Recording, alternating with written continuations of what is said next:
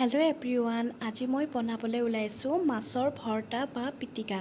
এতিয়া আহকচোন আমিনো কেনেদৰে বনাইছোঁ চাওঁচোন। মাছৰ ভৰ্তা বা পিটিকাখন বনাবৰ বাবে মই এইখিনি বস্তু লৈ লৈছোঁ।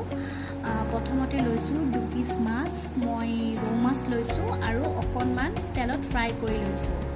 লগতে মই লৈছোঁ অকণমান কেঁচা পিঁয়াজ, 2টা কেঁচা জলকীয়া, 2 খিলামান ধনিয়া, লগতে অকণমান ভজা পিঁয়াজ, লগতে লৈছোঁ শুকান জলকীয়া 2টা, যিটো মই গৰম তেলত ফ্ৰাই কৰি লৈছোঁ, আৰু লগতে লাগিব নেমু টেঙা আৰু সোৱাদমতে নিমখ আৰু মিঠাতেল।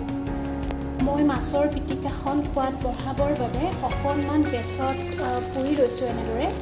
তেতিয়াহ'লে এটা স্মকি ফ্লেভাৰ আহে আৰু পিটিকাখন খাবলৈ বহুত ভাল লাগে। গতিকে মই এনেদৰে অকণ পুৰি লৈছোঁ।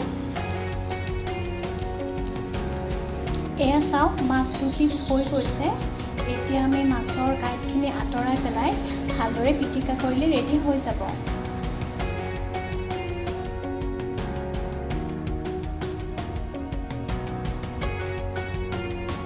মাছৰ কাঁইটখিনি আঁতৰাই লোৱা হৈ গৈছে। এতিয়া গোটেইখিনি ভালদৰে মিক্স কৰি ল'ব। ইয়াতে মই দিছোঁ অকণমান নিমখ, কাৰণ মাছখিনি ফ্ৰাই কৰোঁতে মই নিমখ দিছিলোঁ, আৰু এতিয়া নিজৰ সোৱাদ অনুসৰি অকণমান দিলে হৈ যাব। এতিয়া দিব লাগিব নেমুখিনি এনেদৰে আঁতি পেলাই দি দিব। এতিয়া শেষত দি দিব লাগিব 1 চামুচ মিঠাতেল, আৰু মিহলাই দিয়াৰ পিছত আমাৰ পিটিকাখন ভালদৰে ৰেডি হৈ যাব। এয়া আমাৰ ভৰ্তা ৰেডি হৈ গৈছে। মই এনেদৰে পৰিৱেশন কৰি দেখাইছোঁ। এবাৰ এনেদৰে বনাই খাই চাব, সঁচাই বহুত ভাল লাগিব।